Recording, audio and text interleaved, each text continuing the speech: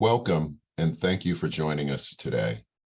We're going to be speaking about election officials' safety and resources to mitigate the ongoing threats. I'm Thomas Hicks, Chairman of the United States Election Assistance Commission.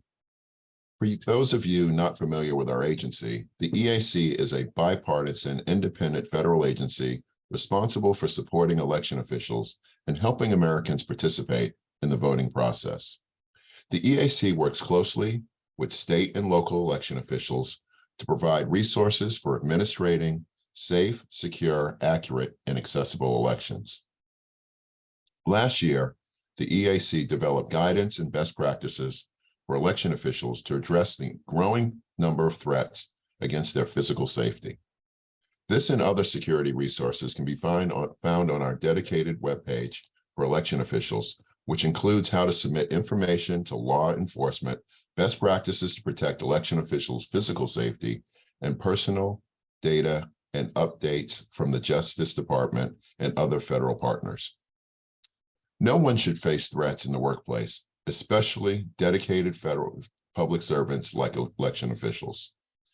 I'm joined today by three members of the Committee for Safe and Secure Elections, or CSSE.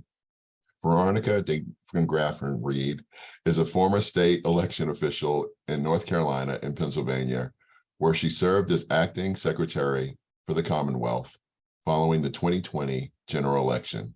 Currently, she's a senior manager for strategic partnership for the Brennan Center of Justice. Tina Barton is a former city clerk from Michigan with over 16 years of experience administrating elections. She's a senior election expert for the elections group and is a former EAC staffer as well. And last, we have Justin Smith, who recently retired after serving for 12 years as the Sheriff of Larimer County, Colorado. Sheriff Smith has more than 35 years of law enforcement experience. He holds a master's degree in criminal justice from the University of Colorado and is also a graduate of both the FBI National Academy as well as the National Sheriff's Institute.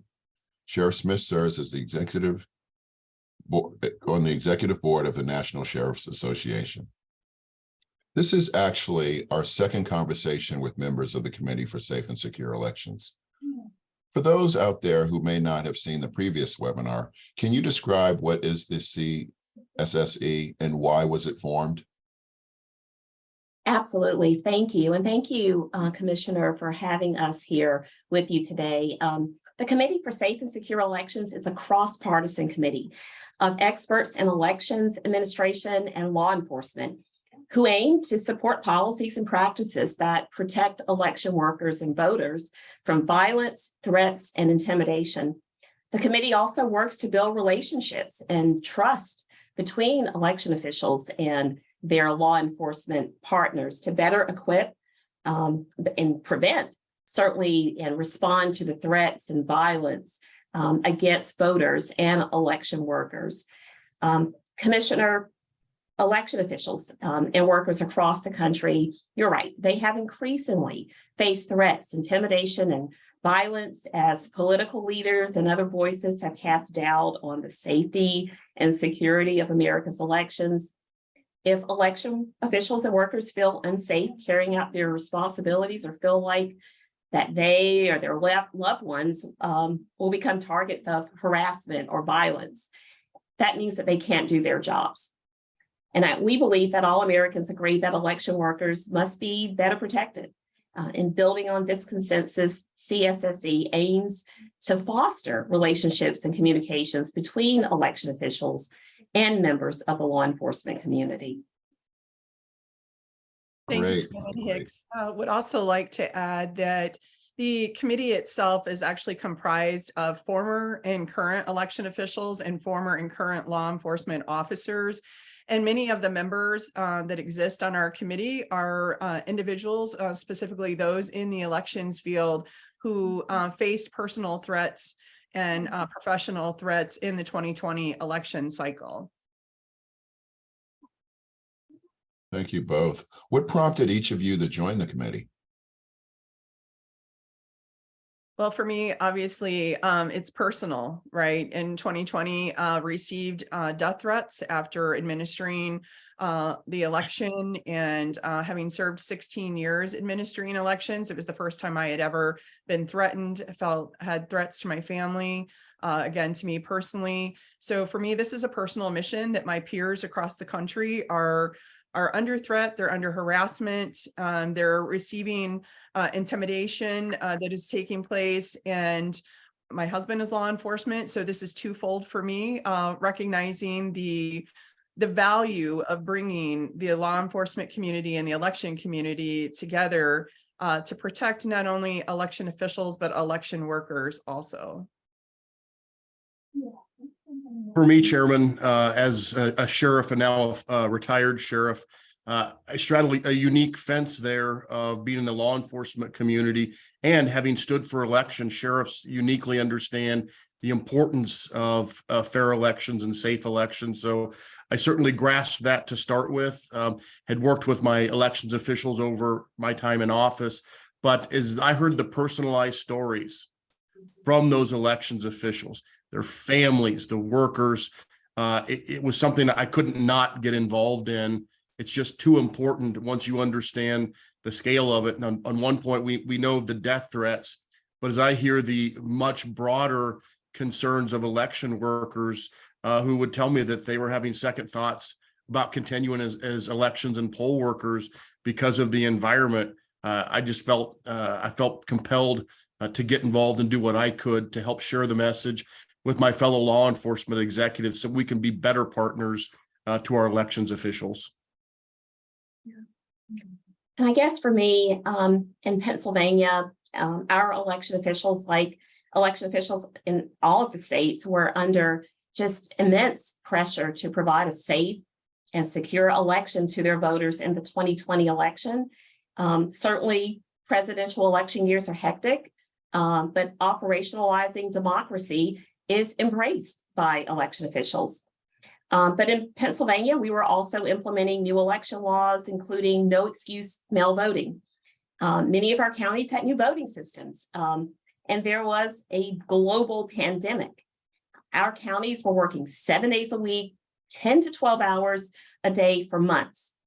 And then towards the end and even into 2021 and beyond, despite all of that, they were being threatened, intimidated, getting lots of harassment. And their work and the work of poll workers was questioned and, in my opinion, devalued. And I felt really strongly that I needed to be a part of something to protect our election workers and for their sake and their families, and certainly for the sake of our American democracy. I want to thank you all for your dedicated service for this issue. During the 2020 election cycle, we saw an unprecedented increase in threats, intimidation, and harassment of election officials all over the country. The 2022 midterm election seemed relatively smooth, but what are some of the ongoing threats and issues election officials face that must be addressed?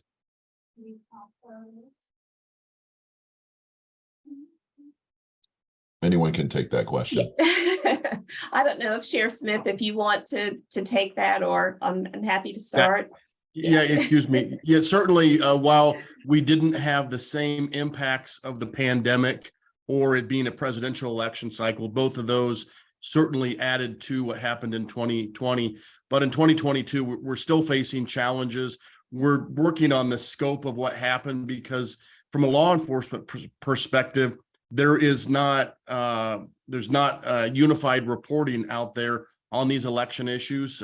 We report a lot of things through to the FBI in crime reporting, but there's no checkbox for elections related. So a lot of this, unfortunately, still is being captured by scanning the news to see what things are happening out there. So we're working on getting a better system to be able to encapsulate what things are going on. But we do know that social media continues to have a disproportionate impact where one bit of inaccurate information spreads truly like wildfire. And based on one post by one individual, we can see these things happen where, at the very least, harassment of our elections officials. So at this point, we're getting a better feel for 2022. However, we do know a lot of this anecdotally, that there's still the stories of almost toxic environments at times that are being created, that are making it difficult for our elections officials and poll workers to continue to do what they do. Right. I would say, certainly there were minimal disruptions in the 22 midterm elections. And despite the alarming rise in threats, certainly the midterms were not overwhelmed by physical attacks. However, we know that the threats that election officials and workers are facing, they really have not ceased. And there were instances of some violence and threats and intimidation that were reported just as early as last month in Albuquerque, New Mexico. Someone was arrested in connection with shooting local election officials. Tina mentioned, some of her experiences, and unfortunately, I think she can speak for herself. There have still been issues. And also, back in November in the 2022, the supervisor of elections, Bill Gates, had to, move his family. So these threats have continued. We do believe that, although there were minimal disruptions, there's still work to do. And so, we are very much focused on ensuring that we're prepared, for the 2023 municipal elections, as well as the upcoming presidential elections in 2024. Supervisor Gates was in Pennsylvania, correct? He was in Maricopa County, down in Arizona. In Arizona, as commissioner. Ms. Degraffenreid and Ms. Barton, as former election officials, what has been the impact of this behavior on your colleagues, and what resources and support election officials need in order to better do their jobs? As I've traveled the country and visited different conferences for state organizations, I am overwhelmingly seeing large numbers of election officials who have left their positions and new election officials that are coming in. So what has happened is we have lost many years of institutional knowledge, of experience. People have reached breaking points as election officials, and they're leaving positions because the stress, the anxiety of it, the threats have become too much for some, and some just out of concern for their safety and the safety of their families have gone into a protection mode, if you will. And what we need are partners. We need law enforcement as partners. We need our legislators as partners to recognize, to see the need that is out there to do something when to put laws and policies in place if there are threatening situations that someone will be prosecuted for doing so. The law enforcement partnerships with our local law enforcement to have plans that are in place, crisis plans of what we would do. We also need the federal partners to move forward on these prosecutions and all of the reports that have gone through to the DOJ. This is a collaborative partnership that's going to take every single one of us at every level of government working together. This is not a one locality problem. This is not a one state problem. This is a national problem, and we need national partnerships at all levels. Right. And I would just also add to that and say that election workers and offices across the country have emphasized the importance of adequate funding to ensure that, their safety, the safety of their poll workers and, other officials, it can be protected. And so, certainly the specific needs may differ by location. Again, a vast majority agree that continued funding is necessary to maintain safe and secure elections. Would you say that that's the only policy perspective that can be done, or is there other policy perspectives that can be done to help support election officials? Yeah, I think certainly Ms. Barton, mentioned, some of them, like just making sure that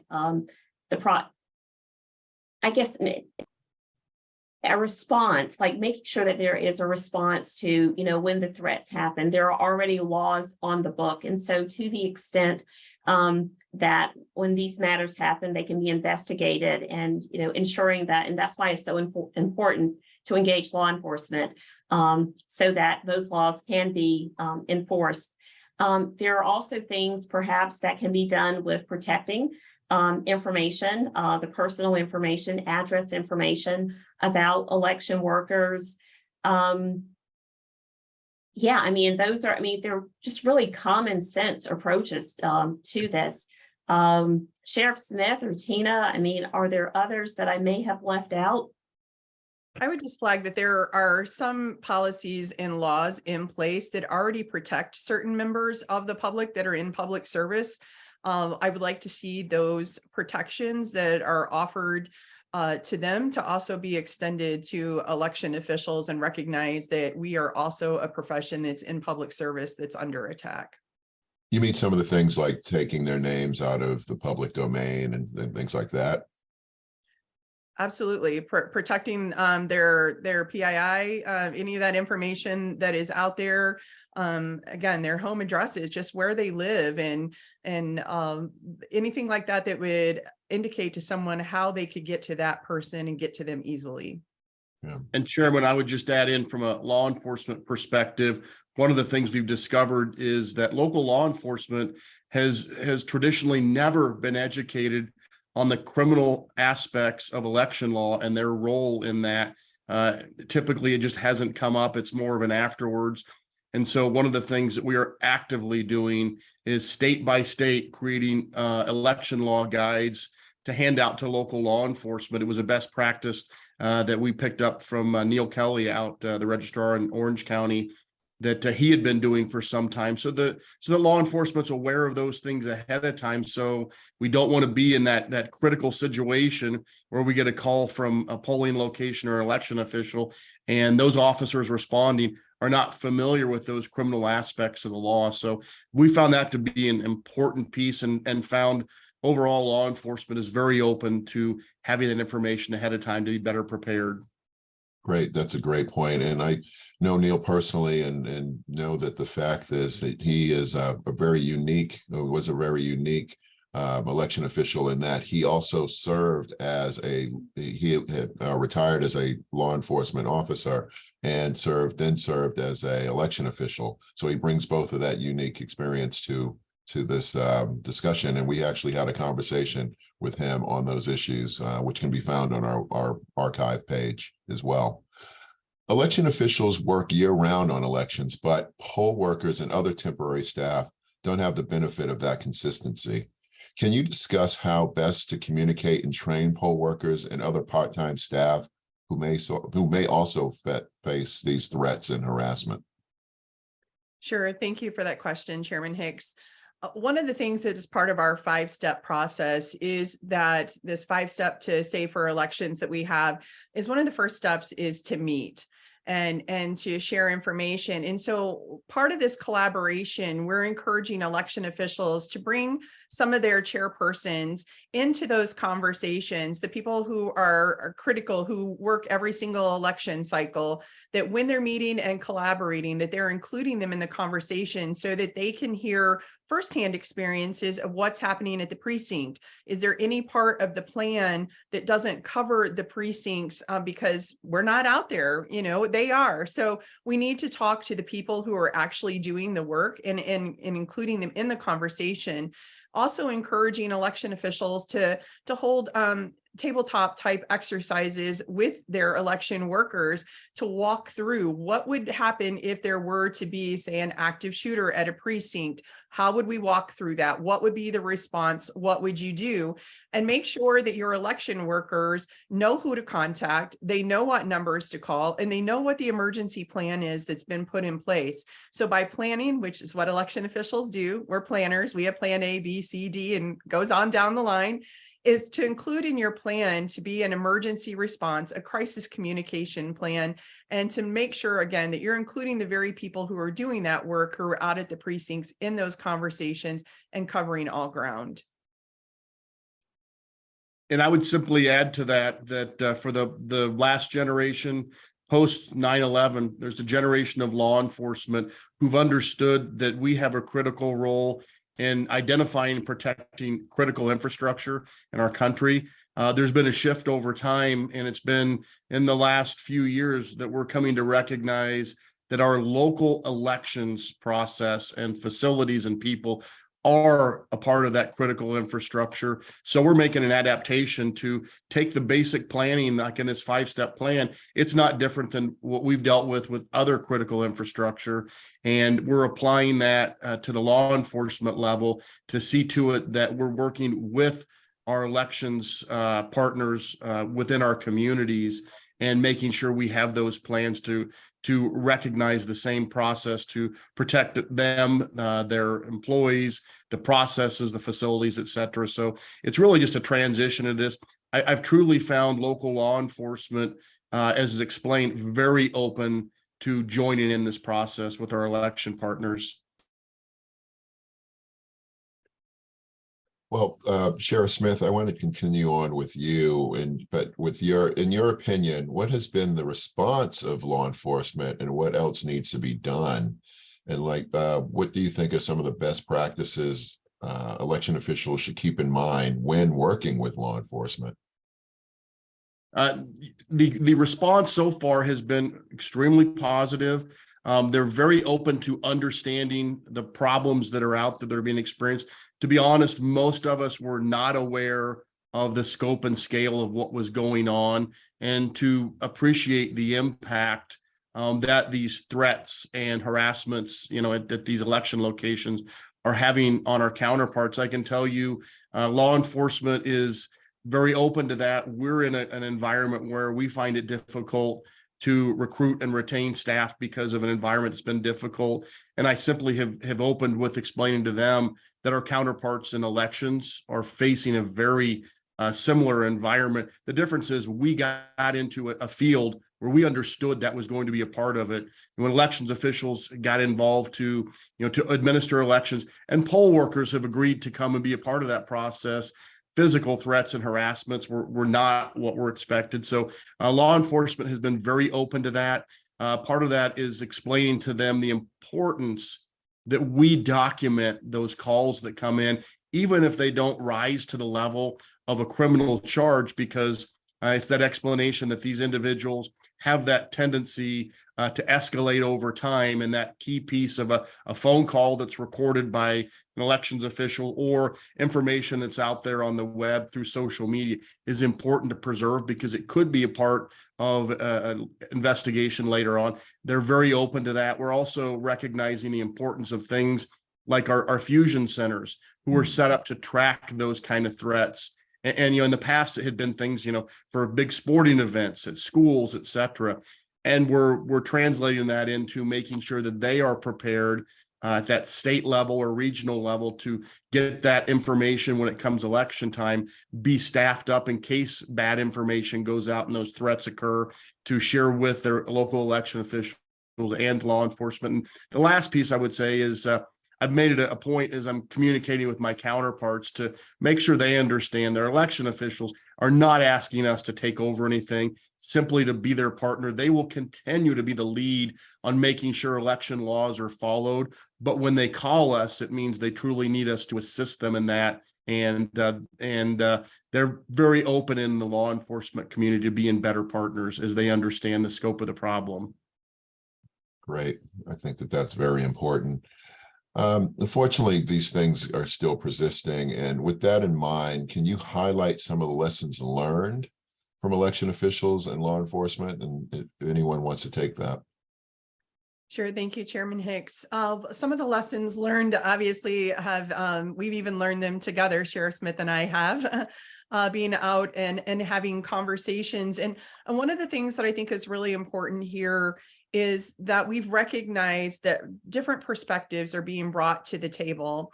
I give the example, if I, as an election official, were to walk into a room and I'm looking at that room through the lens of an election official, I'm looking, how many outlets do I have on the wall? Is there a handicap entrance? What's the flow of traffic? How many machines can I plug in this room?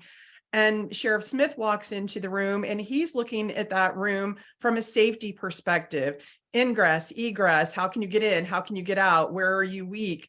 Where might there be a security weakness in that particular room? So he's looking at it from a security perspective. I'm looking at it from a functionality perspective.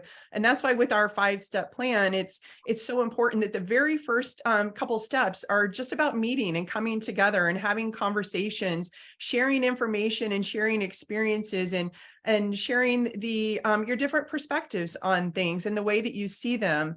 We've also seen in these conversations, when I was out in Colorado with Sheriff Smith and when I was out in Utah with Clerk Ricky Hatch out there, we held meetings. And when we held meetings with the election officials and law enforcement prosecutors in the room, it became clear, as Sheriff Smith said, that election law isn't something that they talk about all the time. It isn't something that they've ever really had to get involved in. And so the importance of making sure they have that good information in their hand, they know exactly what the election law says. And then part of that 5-step plan too is coming to agreement as to who is going to be the one to respond to certain situations. For example, if you have a campaigner who continues to cross the threshold of what's allowable by law, if they have to be 100 feet back or 150 feet back, is that something that's going to escalate to the clerk, or is that something that's going to escalate to law enforcement? So having those conversations ahead of time of different scenarios of this is what we're looking at, how would we respond, and who would be responsible for that? And is that something that law enforcement should get involved in at all? And so part of that 5-step plan allows you to have those conversations, walk through those scenarios, to plan and to agree on plans of action. And then we're asking them to put those into practice, to hold those tabletop scenario discussions, and then actually plan and practice that. So go walk through those scenarios together. And in those conversations and those collaborations, you're going to learn from each other. You're going to learn how the other one operates, what rules we operate under. They're very law-driven, we're very law-driven, and how that can come together in collaboration to make Election Day successful and safe for everyone. Great. And I will add in on that. First, Tina hit those exactly correct. But along with that, one of the things we've come to recognize looking at this 5-step plan and getting out, as I've engaged in this beyond my state, is to appreciate how unique elections are to each and every state. And so putting this 5-step plan together, we were very careful to make it broad enough that it respected the laws and traditions in each and every state, and beyond that, from county to county or however those elections are held, that we recognize this plan can fit any of those and isn't crossing, the barriers of what things are required or prohibited within those jurisdictions.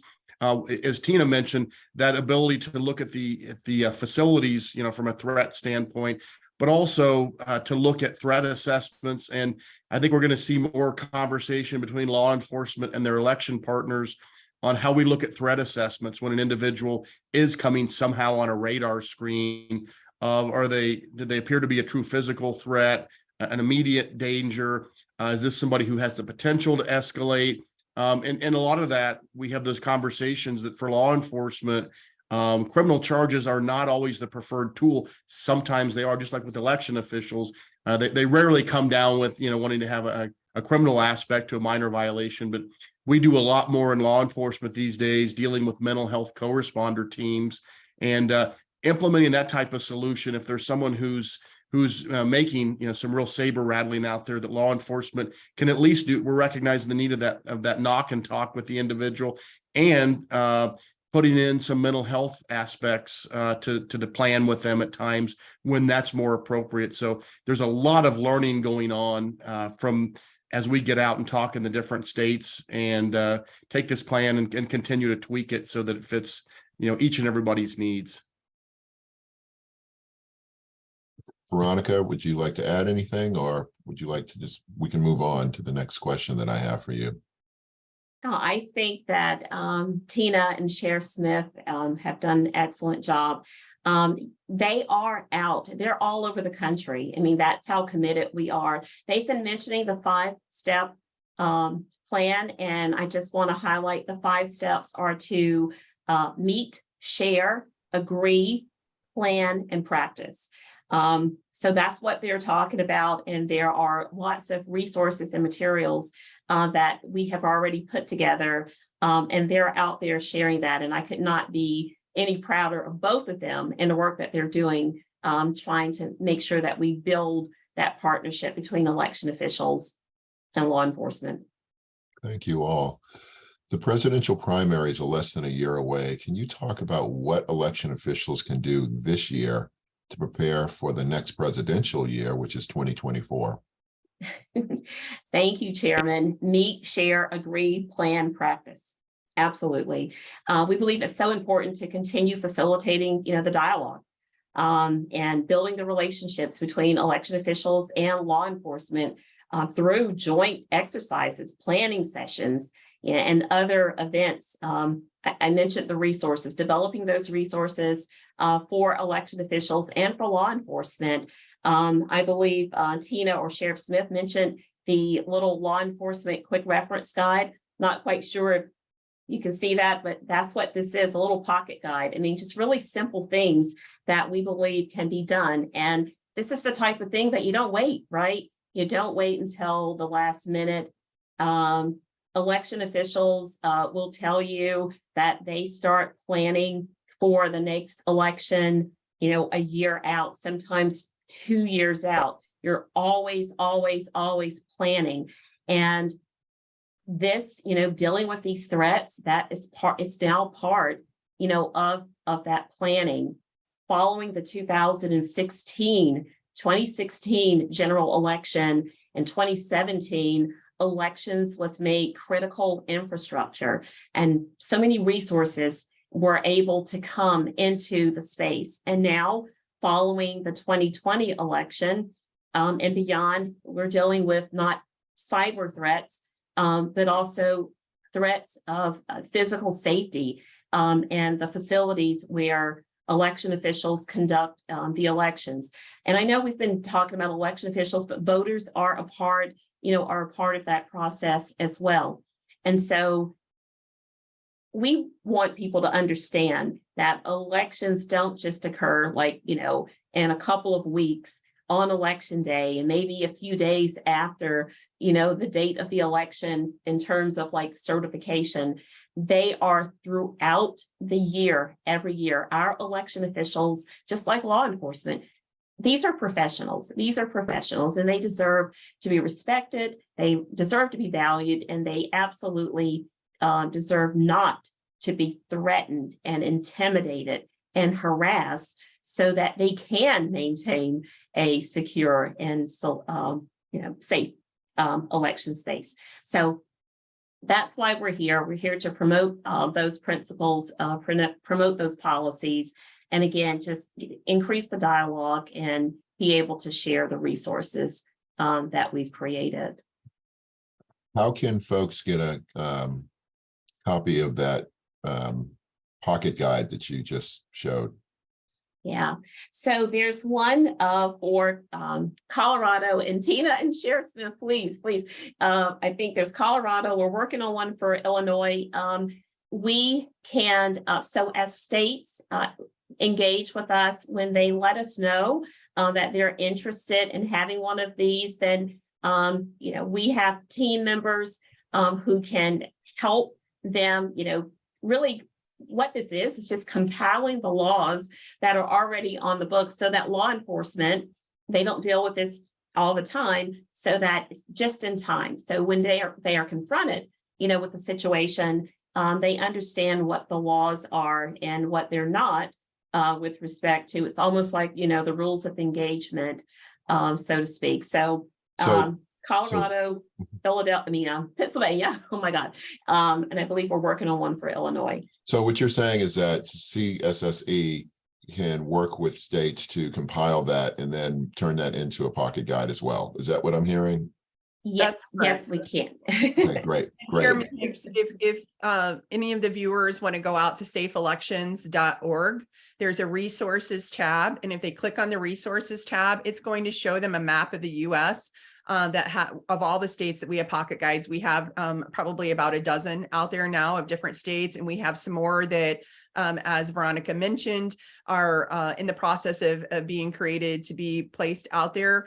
On that resources page, I want to highlight a few other things. The pocket guides are incredible. They're really awesome for law enforcement. Some other resources that we put out there are not only we have the 5-step plan that is out there, but another resource that we have out there that law enforcement may also find valuable too is we have a really high quality training video out there that's a little less than 10 minutes long. Sheriff Smith was really critical in us getting that video put together. It is high quality. That's the feedback I keep getting from people and from law enforcement officers. Like I said, it's less than 10 minutes. It's something that they can show in their morning briefing sessions because it's a shorter video. It's also very succinct that it lays out a scenario that could possibly happen on election day and is similar maybe to some of us of what has happened on election day. And then Sheriff Smith narrates in the video and walks them through the 5 steps of exactly what we're asking them to do and how we think that will be beneficial. And included in that, we also have TTX conversations and modules that are part of that 5-step plan. We are willing as CSSE to come out to your community, come out to your state conferences, whatever that might be, and help walk you through those TTXs and walk you through those modules. But they're also available out there for you to go take a look at. I also last want to point out that on our website under resources, we not only have resources that CSSE has created, but we also have resources from other agencies, even like the EAC out there that people can go to that are safety related resources. So the EAC is one of those that we do highlight. We have some, say for the elections group that I work for, where we have, election security in a time of disturbance. We have de-escalation posters, things like that. So that resource tab has all the CSSE resources, plus we direct you to other quality resources too. Great. Is there anything else that any of you would like to add before we conclude? I would just say, as we're looking forward to this next year, I feel this sense of urgency, if you will, as a former election official myself, as Veronica has already mentioned, we're only a matter of months away, really, from the presidential primaries. And knowing myself as an election official, I was usually 3 months prior to an election. It really got, down to the nitty gritty, and you were starting to hit the road with everything. If that's the case, we have maybe 10 months over this year to really get this message out. And so CSSE is committed over the next 10 months to fostering relationships, collaborating with law enforcement and election officials across the country to create new resources. We're committed to connecting with state and federal lawmakers to talk about ways that we can help keep our election officials, our election workers, keep our precincts safe so that everyone can do their job the way that they should be able to do their job without fear. And then responding to any new threats that we see arise this year and projecting what threats we might see arise in the next year. And so our next 10 months, we are going to be going at this full force. We want to be in your state. We want to be in your county. We want to be in your community. We stand ready to come out and join you. The 3 of us will be there, or someone else from our team, and we're going to help walk you through this process. And I'll just piggyback on that with that sense of urgency that elections officials and law enforcement typically have 1 or 2 conferences a year. So it is a challenge for us to get ahead, and most associations will have those schedules set, months ahead of time. So we're working to get that information out. I've been meeting with sheriff associations and working with police associations, police chiefs, et cetera, to get that message out so we can get on their radar. And I think it's critical, as Tina mentioned, that there'll be a team come out, and the same thing with the meeting with the elections officials to have a similar team come out so that they have a chance to be exposed to those law enforcement aspects that they may be asking questions on. And I think we're going to be at our best when we're able to touch both sides of that equation and then facilitate that conversation between the elections officials and their partners in law enforcement enough ahead of time to put that into the upcoming election. So there is urgency, but there's also a lot of promise in how open both sides are to being involved in this conversation. Once they get to it, then it's a local communication, and those can work a lot faster than waiting at broader, higher level organizations. Well, I want to thank you for joining us today. It's frustrating that discussions like this have to still take place for the past couple of years, but it's important that we shine this light on the severity of this issue and also mitigating strategies moving forward. So I want to thank you all for your expertise, your service to our country, and your invaluable experiences, as well as your service to election officials. Absolutely. Thank you. Thank Chairman. you for giving us this opportunity. Thank you, Chairman. And I want to just say thank you to the EAC and the commitment that you have shown over the last 2 years to this particular topic, the light that you have shined on it, and the work that you are doing to make sure that it stays in the eye of the public. So thank you. Thank you.